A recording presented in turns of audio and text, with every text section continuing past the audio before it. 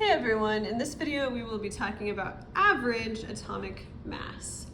So in an earlier class, hopefully you remember, we learned these three vocabulary words. We've got atomic number, which is the top number on the periodic table, mass number, which is the protons and neutrons added together, it's a whole number, and the average atomic mass, which is a decimal number, and it's on the bottom of the periodic table.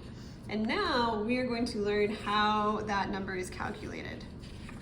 So let's first write down a definition. The average atomic mass is a type of average that we call a weighted average. So it's a little bit more complex than just calculating a normal average, and we'll explain how that works in a second. So it is the weighted average mass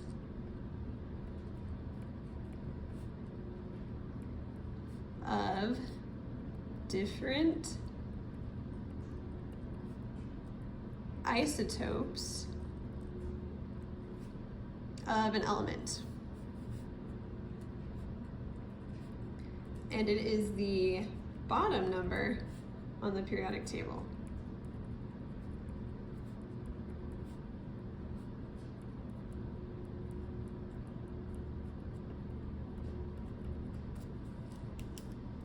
So let me explain kind of the situation that we are in when we calculate this average atomic mass.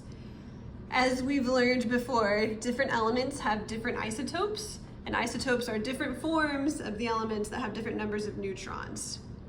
Now, since the elements have different numbers of neutrons, they're gonna have different mass numbers. Again, remember the mass number is the protons and the neutrons. So here, I have a paper. This paper is a collection of mass numbers for some element. It might be aluminum, it might be something else. So we've got like 100 atoms here or something. I'm not sure exactly how many numbers are listed here, but let's say we have this many atoms. Some of them, they're all the same element. So let's say these are all the same element. Again, maybe they're all aluminum, maybe they're all something else. Some of them have a mass number of 24. A bunch of them have a mass number of 26. That's most of the paper. And then a few of them have a mass number of 27. So if we have so many atoms, and remember often we're gonna have way more than this, you don't usually just have 100 atoms. Atoms are tiny. So how would we calculate an average when we have this huge group of numbers? And there's far more 26s than there are 27s and 24s. So the way we could do this is we could calculate what percent of these numbers are 24, what percent are 26, and what percent are 27. And then we could calculate the average based on those numbers. So I didn't count those. So if we were just to imagine, maybe we decided, I don't know, 10% of the numbers were 24, we would take 10 and multiply that by 24. And then maybe we decided that 85% of the numbers were 26. So we would do 85 times 26. And then maybe the other 5% of the numbers were 27. So we would multiply each number by its percentage and then divide that by 100. That is how we would find what is called a weighted average. So the formula for a weighted average, I just kind of showed you, but I'm gonna give you a general formula.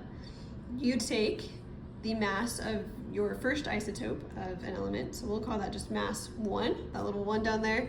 It's just showing us that's the first mass number, times its percent, so we're gonna call that percent 1, plus your second mass number, we'll call that mass 2, times its percent, call that percent 2, plus as many other mass numbers as you have. So I'm just gonna write a little ellipses dot dot dot thing here. We can add as many other mass numbers and percentages as we need to, and then we would divide all of it by 100. And that is our formula to find average atomic mass. So we'll do a couple of examples of calculating this in just a second. Before we do that, let's just distinguish between the atomic mass, or the average atomic mass, and the mass number. So again, the atomic mass is a decimal number, and it is on the periodic table. It's the bottom number. So it is on the periodic table.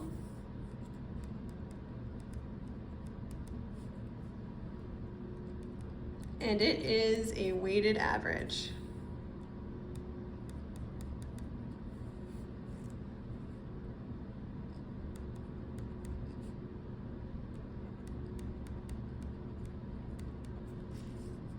Now the mass number is a whole number,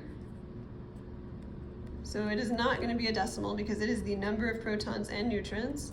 It is not on the periodic table.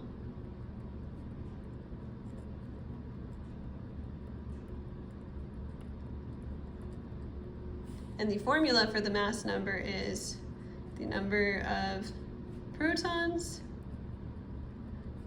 plus the number of neutrons.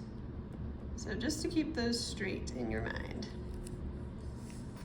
Okay, so let's calculate the average atomic mass for this example. It says in a sample of neon, 90.92% of the atoms are neon 20, 0.3 are neon 21, and 8.85 are neon 22. And we want to know what is the atomic mass of neon. So we want to take our first mass, which is 20, and multiply it by its percent, which is 90.92, plus our next mass, which is 21, times its percent, which is 0.3, plus our last mass, which is 22, times its percent, which is 8.85. We would divide that all by 100. And I would recommend calculating each of these multiplication parts separately. So you'll end up with, for this one, 1,818.4. For this one, 6.3.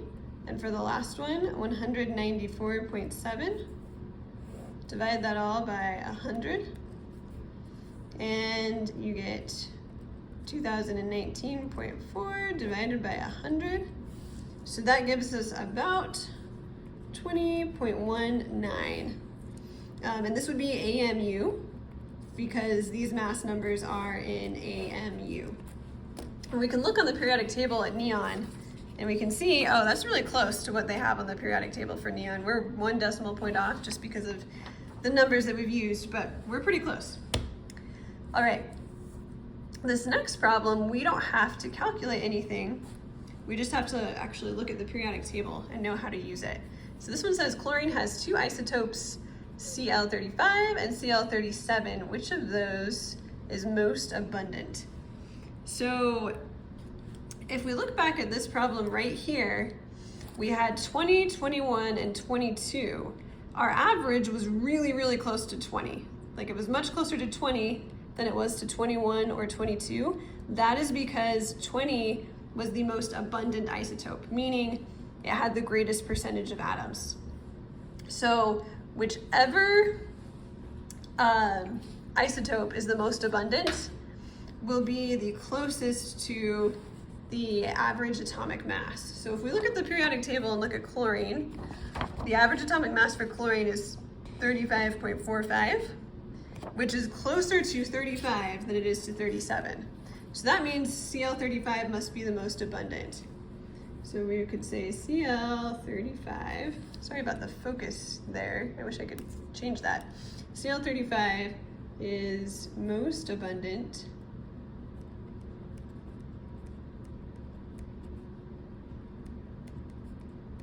because it is closest to the atomic mass, which is 35.45 AMU.